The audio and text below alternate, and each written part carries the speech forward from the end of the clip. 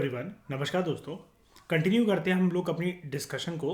और आज के लेक्चर में बात करते हैं कैपिटल एक्सपेंडिचर के बारे में। हम लोगों ने दोस्तों अभी तक प्रीवियस लेक्चर तक रेवेन्यू एक्सपेंडिचर को अच्छे से देख लिया था। अब कैपिटल एक्सपेंडिचर को देखते हैं। अच्छा टॉपिक है ये काफ़ी ज़्यादा, ये भी आपको आसानी से जैसे रेवेन्यू एक्सपेंडिचर समझ में आ गया था ये भी आ जाएगा। ठीक है, देखो सबसे पहले ना एक बार ही रिकॉल कर लेते हैं कैपिटल एक्सपेंडिचर क्या था। वर्ड है, कीवर्ड इसका नाइदर। ना ही इससे भाई साहब एसेट क्रिएट हो रहे हैं, ना ही इससे लायबिलिटी किसी प्रकार की रिड्यूस हो रही है। मतलब ये एक ना जीरो सम गेम बनकर रह जाता है। ये रेगुलर खर्चे हैं जो कि सरकार को उठाने ही पड़ेंगे, तो ये एक जीरो सम गेम बनकर रह जाता है, यानी कि कोई इसमें प्रॉफिट नहीं है। ठीक है, और लॉस जो है ना, मैं ये नहीं कह सकता क्योंकि लॉस नहीं है, लॉस क्रिएट ना होगा, लेकिन जो लॉस चल रहा है ना उसकी रिकवरी नहीं हो पाएगी, वो निल है। वो बिल्कुल एक ही जोन में वो लॉस घूमता रहेगा, यानी कि जो लायबिलिटी है वो लॉस ही है भाई। एक तरीके से तलवार मंडरा रही है किसी भी चीज़ की, वो घूमता ही रहेगा। यानी कि ये थोड़ा सा ना रेवेन्यू एक्सपेंडिचर एक नेगेटिव कॉनोटेशन की चीज़ है। एसेट क्रिएट नहीं हो रहे भाई साहब इससे, और ना ही लायबिलिटी किसी प्रकार की रिड्यूस हो रही है। सैलरी आईएएस ऑफिसर्स को देनी ही पड़ेंगी। जो एक्सपेंडिचर है टैक्स को कलेक्ट करने के लिए, टैक्स आना तो अच्छी बात है, लेकिन टैक्स को कलेक्ट करने के लिए, जैसे मतलब मान लो कि पैसा घर पे आना एक अच्छी बात है, लेकिन सामने वाली पार्टी से बिस में पैसे को निकलवाना एक सरदर्दी काम काम तो होता ही है कि नहीं।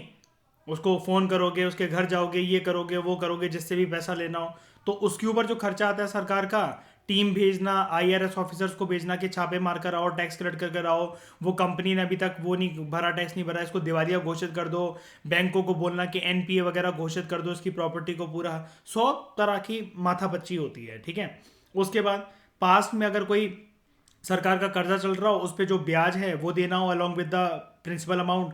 सब्सिडीज़ के ऊपर खर्चा जो है सरकार को अगर बियर करना पड़ता है कि कोई गुड है हम फार्मर्स के लिए, मान लो कोई एक यूरिया की बोरी है या फर्टिलाइजर की बोरी है, उस पर 500 रुपये की है, तो 250 किसान दे, 250 हम देंगे। अब वो 250 करते करते कितने करोड़ों किसान हैं, तो अब ये सब्सिडी, और सब्सिडी सिर्फ एक एरिया की बात तो होती ही नहीं, कितनी सारी स्कीम्स और कितनी सारी चीज़ों में सरकार सब्सिडी देती है।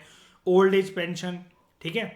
अब जिस टाइम पर ये लोग जवान थे अंकिता, जो जीडीपी में कंट्रीब्यूट कर रहे थे, कोई भी गवर्नमेंट एम्प्लॉय वगैरह, तब तो सैलरी वगैरह देने में कुछ सरकार के प्राण नहीं निकलते थे। लेकिन अब वही वाली बात है ना कि वो सर्विस दे चुके हैं, अभी तो कुछ नहीं दे रहे, अब इनको बैठे बैठे खिलाओ। मैं ये नहीं कह रहा कि ओल्ड एज पेंशन बंद कर देनी चाहिए, कुछ कर देनी चाहिए। मैं एक बात कह रहा हूँ कि सरकार के दिमाग में तो आता ही होगा ना कि यार कितनों सारों को यार पैसे देने पड़ते हैं यार हर महीने बेफालतू के अंदर, है ना। और घर पे बैठे बैठे ये लोग हुक्का पीते रहते हैं, या फिर वो जो एक मूवीज में नहीं दिखाते हिलने वाली चेयर होती है, अखबार लेकर बैठे हुए उस पर, है ना, और सामने पियानो रखा हुआ है। तो ये तो हो गया रेवेन्यू एक्सपेंडिचर, वो तो एक नेगेटिव कोनोटेशन की चीज़ होती है। चलो अब बात करते हैं कैपिटल एक्सपेंडिचर की। सबसे पहले मुझे आप लोग अपनी बेसिक चीज़ें बता दो कि कैपिटल वर्ड से आप क्या समझते हो, शॉर्ट टर्म की लॉन्ग टर्म। लॉन्ग टर्म, कोई भी चीज़ जहाँ पर भी वर्ड आपके कोर्स के अंदर कभी भी इकोनॉमिक्स में कैपिटल आ जाए तो वो हमेशा लॉन्ग टर्म होता है। देखो, एक ऐसा एक्सपेंडिचर विच आइदर, हमेशा जब भी नोट्स बनाओ, माइक्रो नोट्स बनाओ, कुछ भी, मतलब micro notes in the sense में परमानेंट नोट्स की बात नहीं कर रहा। मेरे को आपको मेरे को टेस्ट देना है, मैंने आपको टेस्ट सीरीज सेंड करी, आप अटेंड कर रहे हो, अब आपको क्विक रिवीजन करनी है, तो ये कीवर्ड्स पकड़ा करो ऐसे कि यहाँ पर ना एक नाइदर चीज़ है। नाइदर मतलब ना लेफ्ट होगा ना राइट होगा, ना ऊपर होगा ना नीचे होगा, तो यानी कि कोई भी चीज़ अब हो ही नहीं सकती, नाइदर वर्ड है, तो वो नेगेटिव कोनोटेशन की हुई। लेकिन आइदर वर्ड में फिर भी एक ना स्कोप होता है, फिर भी एक होप होती है। मैं ऐसे याद करता हूँ इन सब चीज़ों को, जब मुझे 5 मिनट में कोई भी चैप्टर करना होता है ना, और कीवर्ड्स पिक करने होते हैं, और मेरे को लगता है कि हाँ बस एक कीवर्ड पकड़ लूँ और उसके बेसिस पर मैं अंडरस्टैंडिंग है वो है, बस मुझे एक हिंट चाहिए उसकी डेफिनेशन बनाने के लिए, तो ऐसे एक कीवर्ड पकड़ के एक स्टोरी बना लेते हो। क्या आइदर में फिर भी ऐसा लग रहा है हो सकता है, एक होप है, तो यानी कि जिसमें होप है वो पॉजिटिव चीज़ है। एक ऐसा खर्चा विच ईदर क्रिएट्स एन एसेट, बन गया ना, देखो होप पूरी हो गई। एग्जाम्पल स्कूल बिल्डिंग वगैरह बनवाना, ठीक है, या कोई भी बिल्डिंग बनवाना है, तो एक एग्जाम्पल के तौर पे बोल रहा है आपसे। ठीक है, अब जैसे आपके घर पे आपके पास बहुत सारा पैसा है, पैसे को क्यों खर्च करना फालतू में, फरारी लेना, या फिर आप फ़ोन लिए जा रहे हो, आईफोन लिए जा रहे हो, आपके पास अच्छा खासा पैसा, मतलब मान लो 3 5 करोड़, 9 करोड़, 11 करोड़ आपके पास कहीं से आ गए। सबसे पहला आप ऐसे ही काम करो ना कि आप कोई प्रॉपर्टी बनवा लो। मकान वगैरह बनवा के किराए पे चढ़ा दो, किराया बैठ के खाते रहो, जो किराया आएगा उससे अपने खर्चे निकालते रहो, और वो एक परमानेंट चीज है। कल कोई किराएदार भग भी गए, टू लेट का बोर्ड लगाओ, 1 महीने मुश्किल से खाली रहेगा, 2 महीने खाली रहेगा, बुरी से बुरी किस्मत रही तो 6 महीने खाली रहेगा, फिर से कोई ना कोई आ जाएगा। ठीक है। और रिड्यूसेस लाइबिलिटी, ये आपका जो बर्डन है ना, जो सरदर्दी है, वो भी कम कर देता है। एग्जाम्पल, अभी तक लोन देना था सरकार को किसी का, और फोन आता जा रहा था उस कंट्री का या जो भी करके, मतलब मान लो सरकार के भी तो 100 टेंट्रम चलते ही होंगे ना। अब हम क्या जाने सरकारी विभाग में या फिर क्या चलता है कि सरकार ने अगर वर्ल्ड बैंक से IMF से लोन लिया ले रखा है, रिमाइंडर तो भाई साहब वो भी डालते ही होंगे कुछ ना कुछ करके, है कि नहीं। कभी पेमेंट भी इनकी ऊपर नीचे डिले हो जाती होगी। और इंडिया के सिचुएशंस में, हमारे इंडिया की सिचुएशन में कंटेक्स में अर्पित हम ये चीज़ अच्छी तरीके से मान सकते हैं, जब हिंदुस्तानी आदमी की हरकतें तो हिंदुस्तानी सरकार की भी हरकतें होती होंगी, कि जब तक कॉल रिमाइंडर करके कोई बोले ना पैसे ट्रांसफर करवा दो, तो ये होता नहीं होगा। क्योंकि देखो ना, IMF वर्ल्ड बैंक से जब लोन लिया था स्प्रीत, याद है LPG रिफॉर्म्स में 1991 में $7 बिलियन का लोन। अब क्या जो फोन आते होंगे IMF वर्ल्ड बैंक से भारत की सरकार को, नहीं आते होंगे क्या? टाइम पे भर देती होगी भारत की सरकार। हमारी क्या कांस्टेंट ग्रोथ होती रही है उन सालों में? बिल्कुल नहीं। ठीक है। लेकिन एक बार अगर आपने लोन अमाउंट पूरा का पूरा रीपे कर डाला, ठीक है, अच्छे से दे डाला, तो बस आपकी सरदर्दी खत्म। ठीक है। क्योंकि लोन के साथ साथ आपने क्या दे दिया, आपको क्या देना था? लोन जब भी वर्ड आता है तो दो चीजें क्या आती है, principal amount along with interest. ठीक है। इसको कहते हैं कैपिटल एक्सपेंडिचर। कोई दिक्कत यहां तक किसी को बेस में? अशप्रीत, समझ में आया? डेफिनेशन तो समझ में आ गई। अब चलो थोड़ा सा डीप डिगिन करते हैं इस कंसेप्ट में। कैपिटल एक्सपेंडिचर वो चीज़ है, जैसे सीबी सचदेवा की अंकिता एक बहुत अच्छी बात ही होती है कि हर लाइन के अंदर 100 बार रिवीजन करवाता है। इतना करवाता है कि जब तक बंदा इरिटेट न होकर हाथ ना जोड़ दे कि हाँ भाई आ गया समझ में, आप कुछ और बोल, है ना। फिर से कह रहे हैं, ये वो एक्सपेंडिचर है which either leads to creation of asset. इससे एसेट बनेगा। सबसे पहले ना हम ये एंगल जानेंगे, जैसे इसके दो पार्ट थे। कौन से दो part? Either leads to creation of an asset और रिडक्शन ऑफ लाइबिलिटी। हम सबसे पहले पार्ट ए को जानते हैं कि एसेट कैसे क्रिएट होता है। जैसे सरकार ने खर्चा करा on the purchase of land, building, machinery, computers. हमने देखा भी था एक एग्जांपल के अंदर, ये वाला एग्जांपल कंगे ये रहा, एक्सपेंडिचर ऑन परचेजिंग कंप्यूटर्स। ये एक कैपिटल एक्सपेंडिचर है क्योंकि इससे एसेट क्रिएट होंगे। ठीक है, छोड़ो उसको। इन्वेस्टमेंट करी हुई है सरकार ने शेयर्स के अंदर, लोन दिए हुए हैं सेंट्रल गवर्नमेंट ने राज्यों की सरकारों को, यहां पर कॉमा लगा देना, फॉरेन गवर्नमेंट्स को या फिर गवर्नमेंट कंपनीज को। गवर्नमेंट कंपनी मतलब हमारे देश में जैसे PSU या PSC होती हैं उनको। या सरकार ने कोई भी ऐसी एक चीज एक्वायर करी है जिसकी वर्थ हो, जिसकी वैल्यू हो, वो एक प्रकार का एसेट हो, देश की तरक्की में वो काम आए, या फिर एक परमानेंट एसेट हो, कुछ भी ऐसी चीज हो, तो उसको कहते हैं वैल्यूएबल्स। अब वैल्यूएबल्स ना बड़ी बास्केट होती है, डिपेंड करता है कि जमाने और वक्त के हिसाब से क्या क्या चीजें इन्वेंट होती जा रही है, क्या सरकार को सहूलियत मिल सकती है उसके अंदर। अब जैसे आज के टाइम में अगर मैं ये बोल दूं कि आप इसको वैल्यूएबल कहोगे, आप खुद मुझे बताना कि अगर सरकार को लगता है कि बहुत सारी चीज़ें ऑनलाइन, कि कौन कौन घपलेबाजी कर रहा है, कौन कौन टैक्स नहीं भर रहा है, किस किस की जो फीस या फाइन है वो टाइम पर नहीं आई या आ गई है, इन सब का रिकॉर्ड हम बंदे क्यों रखे कंप्यूटर पे बिठा बिठा के। क्या सरकार अगर किसी कंट्री से आर्टिफिशियल इंटेलिजेंस का ऐसा सिस्टम बोरो क्या मतलब मंगा ले, खरीद ले, जो भी कर ले, क्या आप इसको वैल्यूएबल कहोगे? इज इट वर्थ इट कहोगे? रोबोट्स को कहोगे? रोबोट्स को कहोगे वैल्यूएबल? यस। लेकिन हर एक वैल्यूएबल की, अब इन्हीं दो टर्म्स को सुन के बता दो, हर एक वैल्यूएबल की एक नेगेटिव रिपरकशन क्या है। जैसे ये टेक्नोलॉजी है, यहां टेक्नोलॉजी आ रही है और किसका किसका बंटाधार हो रहा है देश में? ये लेबर का, मैन पावर का। और हम अपने देश में ना जो वैल्यूएबल्स है ना, ज्यादातर वैल्यूएबल्स आपको क्या लग रहा है सुन के, ये बंदों की फॉर्म में होगी कि मशीन्स की फॉर्म में होगी? ज्यादातर वैल्यूएबल्स ऑब्वियसली बात है मशीन की फॉर्म में ही होगी, है ना। बंदे थोड़ी ना ये मतलब वैल्यूएबल कोई ऐसा तो नहीं सरकार एक हंट पे निकलेगी अर्पित, है ना, कि एक दिन में 1500 कोडिंग कौन कर सकता है, कंप्यूटर की एक ही लिस्ट पूरी कौन बना देगा, है ना। सरकार तो बेसिकली ये काम मशीनों से करवाना चाह रही है, कोई सा भी काम हो, चाहे वो कोई सा भी कैसा भी काम हो, है ना। तो ये जो वैल्यूबल्स हैं, वैल्यूबल्स हमेशा हमारे देश के लिए अच्छे नहीं है। हम दूसरे देशों के ऊपर कोई टिप्पणी नहीं करेंगे। हमारे देश के लिए अच्छे नहीं है, क्यों? हमारे देश में आबादी बहुत है, और हमारे आबादी जहां पर ज़्यादा होती है तो वहां पर लोगों की प्राइमरी नीड क्या बन जाती है, कमाई का साधन क्या बन जाता है? उनके पास क्या होनी चाहिए? जॉब। क्या हम सब पढ़े लिखे लोग हैं? हम सब पढ़े लिखे लोग हैं। जॉब अपने आप आ जाती है हमारे घर पे चल के, हिंदुस्तान में जितना हम पढ़े हैं उसके हिसाब से। भाई देखो, feeling proud on our preparation mode and considering our personality, अब इसमें कोई घमंड वाली बात नहीं है, लेकिन we are the gems of India. क्यों?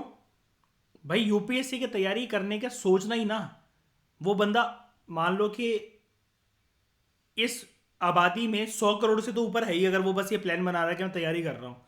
जो सच में तैयारी कर रहा है ना, वो उन गिने चुने जो हीरे जवाहरात है ना, उन ऐसे 200 करोड़ की आबादी में से वो 1 लाख लोगों में से शामिल है वो।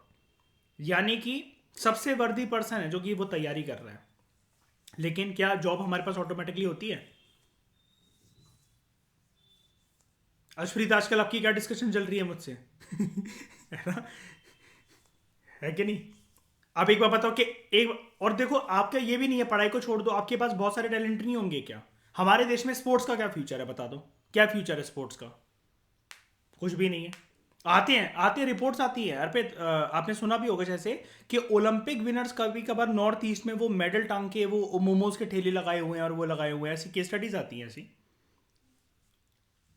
तो such expenditures are incurred on long term development programs, ये शॉर्ट टर्म नहीं होता, लॉन्ग टर्म होता है।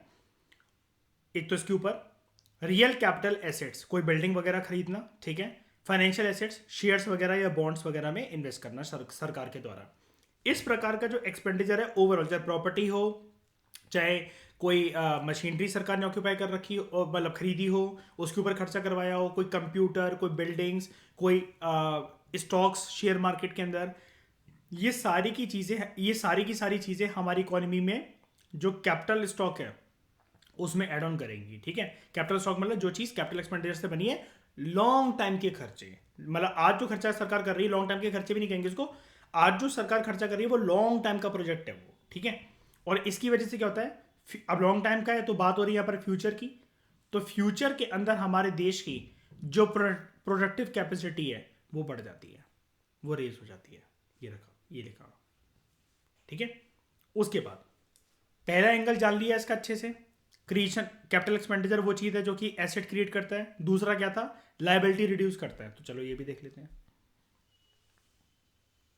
Repayment of loan is also capital expenditure, because आपने लोन, यहां पर लोन वर्ड नहीं है, लोन अपने आप में एक नेगेटिव वर्ड होता है, लोन को रीपे कर दिया है, ये एक पॉजिटिव कोनोटेशन की चीज है। क्या?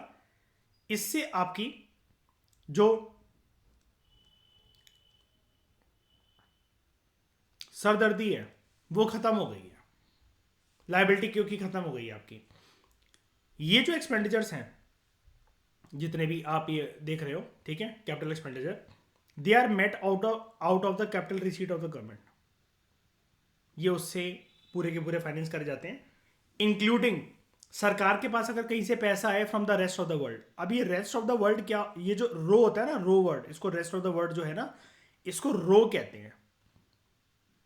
बाहर से कहीं से भी पैसा आ रहा हो in the form of grant, या किसी कंट्री ने कोई हेल्प कर दी हो, किसी कंट्री ने कोई लोन भी दे दिया हो, ठीक है। अब आप कहोगे लोन दे दिया और रीपेमेंट ऑफ लोन मतलब क्या? यार देखो ना, कंट्री ए ने लोन दिया और पुरानी कंट्री का हमें चुकाना था, कंट्री बी का हमने लोन चुका दिया, तो होता है ये वाला काम भी होता है। जैसे आपको अगर किसी का कर्जा चुकाना है तो लोग कभी कभार ऐसे लाइफ में फंस जाते हैं ना, भगवान ना करे ऐसा किसी के साथ हो, लेकिन एक का कर्जा उतारने के लिए फिर एक फ्रेश कर्जा लेना, फिर उसका कर्जा उतारने के लिए फिर एक फ्रेश कर्जा लेना, ये चीज़। लेकिन फिर भी चलो मान लो कि कहीं से ग्रांट आ गया, कुछ भी आ गया, तो वो सारी चीज़ें भी देश में सरकार के पास एक पैसे को क्रिएट करती हैं। और ये रेस्ट ऑफ द जो वर्ल्ड है ना, मैं बार बार जो बोले जाता हूँ ये रो, ये अभी आपको इतने अच्छे से समझ में नहीं आएगा, ये आपको समझ में आएगा जब हम चैप्टर करेंगे बैलेंस ऑफ पेमेंट, इसके बाद हम वही करने वाले हैं। बीओपी चैप्टर में आपको इस चीज़ समझ में आएगा, क्योंकि वही टर्म यूज होता है। ये रेस्ट ऑफ द वर्ल्ड एक बहुत ब्रॉड कंसेप्ट होता है, ये वहीं यूज होता है, ठीक है, बैलेंस ऑफ पेमेंट के अंदर। मतलब अब आप कहोगे क्यों होता है, ये भी बता देता हूं। देखो, दूसरी कंट्रीज और हमारी कंट्रीज के बीच में लेन देन होता है जिसको सिंपल भाषा में हर एक आम आदमी समझता है, इंपोर्ट एक्सपोर्ट। इनके बीच में ये जो बैलेंस है ना, ये ऐसा होना चाहिए कि हम एक्सपोर्ट ज्यादा करें, इंपोर्ट कम से कम करें। अगर नहीं हो पा रहा तो एटलीस्ट ये बैलेंस हो, और यही कंसेप्ट होता है बैलेंस ऑफ द पेमेंट। तो बाहर की कंट्रीज का जब कंसेप्ट आ गया, एक्सपोर्ट भी मतलब अदर कंट्रीज, इंपोर्ट भी मतलब कहीं ना कहीं से तो आ रहा है, यही होता है रो, रेस्ट ऑफ द वर्ल्ड। छोटी सी हिंट देती मैंने अभी आपको। अब हम इसके बारे में डिटेल में, एक पूरा डेडिकेटेड चैप्टर है इसके ऊपर, तो वो हम तब बात करेंगे, ठीक है। तो मैं आपको रो और ये समझा दिया कि बैलेंस ऑफ पेमेंट क्या है, इंपोर्ट एक्सपोर्ट से रिलेटेड चीज होती है। और फिर इसके साल के एंड में ये देखा जाता है कि हमने इंपोर्ट ज्यादा करा कि एक्सपोर्ट ज्यादा करा। अच्छी चीज क्या होती है देश के लिए, ज्यादातर ब्रॉड कैटेगरी में एक्सपोर्ट ही अच्छी चीज होती है, ठीक है। इंपोर्ट तो अब अच्छा है कि इंपोर्ट करवा लिया, पैसे लगा दिए, चलो कोई बात नहीं, लेकिन बाहर से एक dedicated machinery, artificial intelligence, robotics की टेक्नोलॉजी, जिससे देश का जो एडमिनिस्ट्रेटिव सिस्टम है वो बहुत ईजी हो जाए, कुछ भी हो जाए, वो अच्छी चीज है। जैसे आपको पता हो, घर पे राजीव गांधी जी कंप्यूटर जब लेकर आए थे तो अपोजिशन पार्टीज ने बहुत धज्जियां उड़ाई थी उनकी पार्लियामेंट के अंदर, है ना। लेकिन आज के टाइम में सारी सरकार जो बीजेपी की, वो किसके दम पे चल रही है, कंप्यूटर्स, ऑनलाइन, है ना। अब बगल में एक चीज देखते हैं, इज द फॉलोइंग रेवेन्यू, मतलब ये इनमें जो आपको आइटम दे रखे हैं वो क्या है, वो पूछ रहा है, रेवेन्यू रिसीट है या फिर रेवेन्यू कैपिटल है। टैक्स रिसीट, रेवेन्यू रिसीट होता है क्योंकि उसकी डेफिनेशन क्या होती है, it neither creates liabilities nor reduces assets. Disinvestment, यानी कि पब्लिक सेक्टर अंडरटेकिंग, पीएसयू या पीएससी का शेयर सेल कर देना, ये कैपिटल रिसीट है, बिकॉज इट रिड्यूसेस एसेट। एक क्वेश्चन है जो कि देख लो, यहां पर सीबीएसई के बच्चों से साल 2014 में पूछा गया था। Government raises it's expenditure on producing goods, सरकार अपना खर्चा बढ़ाती है गुड्स को प्रोड्यूस करने में, इससे क्या कोई इकोनॉमिक वैल्यू रिफ्लेक्ट होती है कंट्री में? जी हाँ, बिल्कुल होती है। सरकार खर्चा अगर कर रही है, यहाँ पर गुड्स लिखा हुआ है, और गुड्स में अगर आप ये इंक्लूड कर दो कैटेगरी के पब्लिक गुड्स, क्या होते हैं भाई public goods? Defence, law and order को मेंटेन करना, एजुकेशनल फैसिलिटीज़, मेडिकल फैसिलिटीज़, इनको बढ़ावा देना, इसके पॉजिटिव इम्पैक्ट ही होते हैं कंट्री के ऊपर, जिसकी वजह से लोगों का वेलफेयर बढ़ता है, और कंट्री का पॉलिटी का जो स्ट्रक्चर होता है या पॉलिटी का जो रूप होता है, उसको हम लोग क्या कहते हैं? कंट्री बन गई welfare society, welfare country. Okay, ये चीज याद रखना। उसके बाद रेवेन्यू एक्सपेंडिचर और कैपिटल एक्सपेंडिचर के बीच में डिफरेंस प्रॉपर तरीके से देखो। आप लोगों ने ना ये मेरे साथ पूरा का पूरा कंसेप्ट समझ लिया, अच्छे से समझ लिया, ठीक है। आपको ये डायग्राम के थ्रू ये एग्जांपल्स भी याद हो गए, ठीक है। अब एग्जामिनर तो आपको भी पता है कि देखो, ऐसे तो वो पूछेगा नहीं कि किसी एक चीज़ को उठा लिया, हो सकता है वो उठा भी ले कि एक ही के बारे में पूछ ले कि रेवेन्यू एक्सपेंडिचर का बताओ या कैपिटल एक्सपेंडिचर का बताओ। लेकिन स्टेट पीएससी की एक ब्यूटी होती है कि उनको ना डिफरेंसेस पूछना बहुत पसंद होते हैं। जैसे ज्योग्राफी में वो पूछ लेंगे कि हिमालयन रिवर्स और पेनिनसुलर रिवर्स के क्या डिफरेंस है, क्या नहीं है, ये डिफरेंसेस पूछना बहुत पसंद होते हैं। यूपीएससी को भी पसंद है, ऐसी बात नहीं है, लेकिन स्टेट पीएससी में तो भर भर के क्वेश्चंस होते हैं इसके ऊपर। तो आप बस ये याद रखना कि अगर आपको सिंगल एस्पेक्ट आए यूपीएससी में, तो आपका यहाँ से वो 5 पॉइंट कवर हो जाएंगे, और डिफरेंस आता है तो आमने सामने चीज़ें लिखी हुई हैं, तो आप ना ऊपर वाले कंसेप्ट को जो हमने पढ़े, इंडिविजुअल कंसेप्ट पे एक एक करके पढ़े, इनको पहले कंठस्थ करने के बाद ना इसको, इस टेबल को अपनी टिप्स पर ले आना। क्यों? इसके बाद ना, इस टेबल के बाद आपको किसी भी स्टैंडर्ड बुक की आवश्यकता नहीं है। फिर चाहे वो नितिन सिंघानिया कुछ भी हो, पहली बात है नितिन सिंघानिया किसी भी स्टैंडर्ड बुक के अंदर गवर्नमेंट बजट के चैप्टर गिवन ही नहीं है, लेकिन आपको यहाँ पर एक एज मिल जाएगी। क्यों? अब जिसने जो चीज़ सुनी ही नहीं है वो लिखेगा कैसे? नितिन सिंघानिया को किसने पूरी चाट ली, 4th एडिशन भी आ गया उसका, गवर्नमेंट बजट का तो चैप्टर ही नहीं होता, ना फर्स्ट एडिशन में था, ना सेकंड में था, ना थर्ड में है, ये यहाँ पर दे रखा है। अब बंदा बैठ के सोचेगा कि हाँ भाई मुझे कुछ कुछ पता है, मैंने इकोनॉमिक सर्वे पढ़ा है, ये पढ़ा है, वो पढ़ा है, लेकिन वो फिर भी ना डिफरेंसेस नहीं लिख पाएगा। कैसे लिखेगा 250 वर्ड्स के डिफरेंसेस? ये एज मिलेगी आपको, तो ये आपके लिए एक अच्छी चीज़ है, पॉजिटिव चीज़ है, जो कि आपको ये वाला टेबल एक एज देगा, जो कि नॉर्मल यूपीएससी के स्टूडेंट्स रेगुलर सोर्सेज से करते हुए उसको कर ही नहीं पाएंगे, कंटेंट ही नहीं है ना क्योंकि उनके पास, कैसे करेंगे? तो बात करते हैं रेवेन्यू एक्सपेंडिचर कैपिटल एक्सपेंडिचर के डिफरेंसेस की। नंबर 1, ये खर्चा उठाना पड़ता है सरकार को गवर्नमेंट की नॉर्मल फंक्शनिंग के लिए, नॉर्मल रनिंग के लिए, डिपार्टमेंट को चलाने के लिए और डिपार्टमेंट्स को मेंटेन करने के लिए। ये जो होता है सरकार, ये लंबे समय का जो खर्चा होता है for the acquisition of capital assets, कोई बिल्डिंग खरीदना, मशीनरी खरीदना, कंप्यूटर खरीदना, शेयर्स के अंदर इन्वेस्ट करना, सरकारों को लंबे समय के लिए, राज्य की सरकारों को लंबे समय के लिए लोन देना सेंट्रल सरकार के द्वारा। उसके बाद it does not result in the creation of asset, इससे कुछ नहीं बनता, ना ही लाइबिलिटी रिड्यूस होती है, ना ही एसेट क्रिएट होते हैं। लेकिन इससे तो एसेट क्रिएट होता है, हाईवे वगैरह बनाना या कुछ भी ऐसा खर्चा करना जो कि लॉन्ग टर्म के नेचर का हो। ये ऐसी चीज़ें सरकार इन खर्चों से भाग ही नहीं सकती, it is recurring in nature, continuously ये चीज़ होती रहती है, होती रहती है। अच्छा, अब मैं आपको एक बात बताऊं, ये जो रिकरिंग वर्ड है ना, कि जो बार बार होती रहती है, सदाबहार जो होती है, यही अगर हम ज्योग्राफी में डिफरेंस कर रहे होते ना पेनिनसुलर और हिमालयन रिवर्स का, तो यहां पर ये वर्ड आ जाता perennial.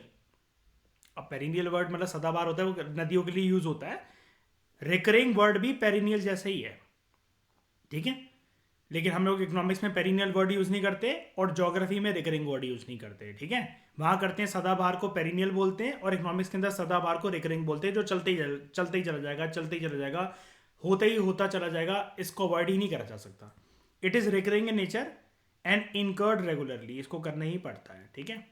It is non recurring in nature, ऐसा नहीं है। अच्छा हाँ, पहले बात तो कर लूँ मैं इसके बारे में। अब जैसे ये देखो, सैलरीज है जो देनी है, डॉक्टर को छोड़ो, आईएएस ऑफिसर्स को देनी ही देनी है सरकार को, ठीक है, इससे बच नहीं सकती सरकार। लेकिन this is non recurring in nature, ये ज़रूरी नहीं है खर्चा बार बार हो। जैसे हमने बात भी करी थी अरविंद, कोई हाईवे, एक्सप्रेसवे, एयरपोर्ट सरकार ने बना दिया, वो बार बार थोड़ी ना बनता रहेगा, सिर्फ उसकी मरम्मत पर हल्का फुल्का खर्चा होगा, और मरम्मत भी डेली बेसिस पर नहीं होती है।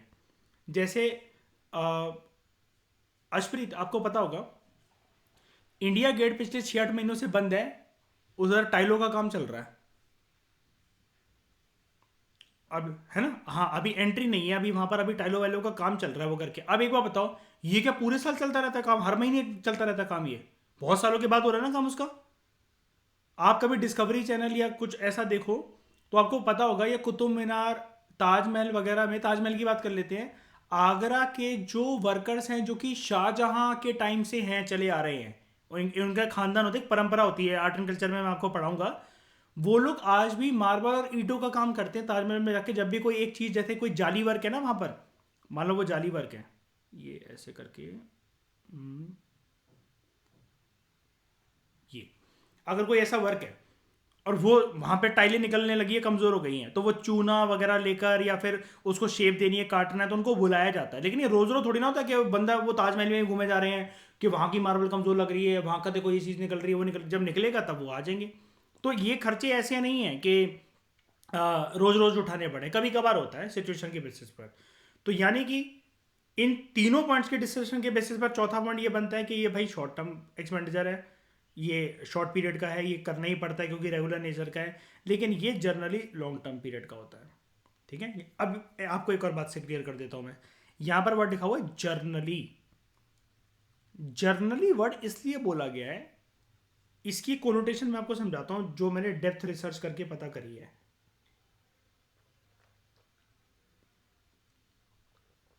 यार, इनको अगर लिखना होता तो लिख दो it is always a long term period expenditure. लेकिन जर्नली मतलब क्या? जर्नली इसका मतलब हो सकता है कि ये भी रेगुलर बेसिस पे उठाना पड़े। जी हाँ, हो सकता है। कब हो सकता है मैं बताता हूँ। May not God do so. Turkey में अभी जो सिचुएशन हुई है, टर्की में क्या हो गया अभी? अर्थक्वेक। अब आप इतना मानते हो, कम से जैसे सरकारें काम करती हैं चाहे वो किसी भी देश की हो, 2, 2.5, 3, 4 साल से पहले टर्की पहले जैसा नहीं बन सकता, पूरी मरम्मत, है ना। अब मुझे एक बात बताओ, अब ये ऐसा तो नहीं है ना कि ये आज काम कर दिया बाद में नहीं करना पड़ेगा। अब ये कम से कम 3 से 4 साल का भट्टा बैठ गया ना टर्की का, जो उठाना पड़ेगा उसको। है वो कैपिटल एक्सपेंडिचर जो कि जब वो कंट्री इसमें कर रही है, कोई भी प्रोजेक्ट वगैरह बना रही है, वो दोबारा बिल्डिंग खड़ी करेगी, जो भी उनका नुकसान हुआ है कुल मिलाकर वो सारी की सारी चीज़ें करेगी। लेकिन वो टचअप्स उसको देते रहने पड़ेंगे, कम से कम 3 से 4 साल तो बनाने में लगेंगे, उसके बाद भी 2 से 2.5 साल के टचअप्स देते रहने पड़ेंगे, देखने के लिए कि अब कैसी बिल्डिंग बनानी है, कल को फ्यूचर में अगर ऐसा फिर से हो गया तो क्या होगा क्या नहीं होगा। इसलिए यहाँ पर ये वर्ड जनरली ये यूज़ कर रखे कि जर्नली लॉन्ग टर्म नेचर का होता है, लेकिन कभी कभार लॉन्ग टर्म का होते हुए भी अब जैसे टर्की दोबारा रीप्लान करेगा न्यू टर्की को, है ना, मतलब दोबारा से फ्रेश क्रिएशन करेगा, रिजुविनेट करेगा टर्की को। अब वो खर्चा तो एक बार कर रहा है लेकिन लॉन्ग टर्म के परस्पेक्टिव से कर रहा है, लेकिन अब ये काम तो रेगुलरली चलता रहेगा ना, काम तो रेगुलरली चलता ही रहेगा। और वहां पर आप देखो कंस्ट्रक्शन वर्कर्स की कितनी डिमांड बढ़ गई है एकदम से। टर्की वो निकाल रहा है, एडवर्टीजमेंट्स होती है ना, जैसे दूसरी कंट्री से लेबर मंगवा रहा है टर्की, और बहुत अच्छा पे स्केल देने को तैयार हो रहा है, और दूसरी कंट्रीज बहुत ज़्यादा मदद कर रहे हैं उसकी। अच्छा, मदद टर्की की किस फॉर्म में करेंगी कंट्री इस टाइम पर कि वेरी गुड, हाँ मैं ये पूछना चाह रहा था कि लोन के ग्रांट ग्रांट इस टाइम पर अगर कोई कंट्री को लोन ऑफर करे, एक तो टर्की लेगी नहीं क्योंकि दूसरे देश है, लेकिन फिर ऐसी कंट्री को आप क्या बोलोगे कि ये जो कंट्री अगर लोन दे रही है इस टाइम पर भी, जैसे टर्की में जो हालात हुए हैं, हाँ तो इसके लिए टर्म यूज होती है अपॉर्चुनिस्ट, अपॉर्चुनिस्ट नेशन। होल्ड करना इस टर्म को अपने दिमाग के अंदर, पीएसआईआर के लेक्चर में हम लोग इसके बारे में डिटेल में बात करेंगे। याद करो, छोटी सी हिंट दे देता हूँ, यहाँ पर बात चली रही है तो एक बता देता हूँ। याद है चाइना की स्ट्रैटेजी जो कि हमेशा मैं बताता रहता हूँ, स्ट्रिंग ऑफ पर्ल्स पॉलिसी, और हम्बन तोता पोर्ट को सबसे पहले फंसाया उसने श्रीलंका के, 99 साल की लीज ले ली, हड़प लिया उसको, हो गया ना अपॉर्चुनिस्ट। कितने बातें करे उसको, अरे तुम हमसे लोन ले लो, ये ले लो, ऐसा कर देंगे। चाइना जानता है कि ये प्रोजेक्ट कभी उठ ही नहीं सकता साला, जो मर्जी कर लो, फंसा लिया। खैर छोड़ो, रेवेन्यू एक्सपेंडिचर के example, expenditure on medicine and salaries of IAS officers doctors, subsidies, payment of interest, grant and collection of taxes. Grant क्यों भाई रेवेन्यू एक्सपेंडिचर है?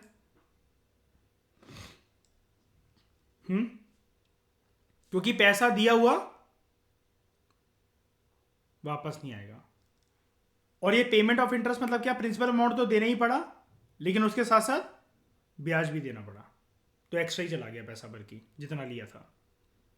उसके बाद capital expenditure, construction of a hospital building रोज रोज बनती रहेगी क्या, उसके रोज फ्लोर बनते रहेंगे?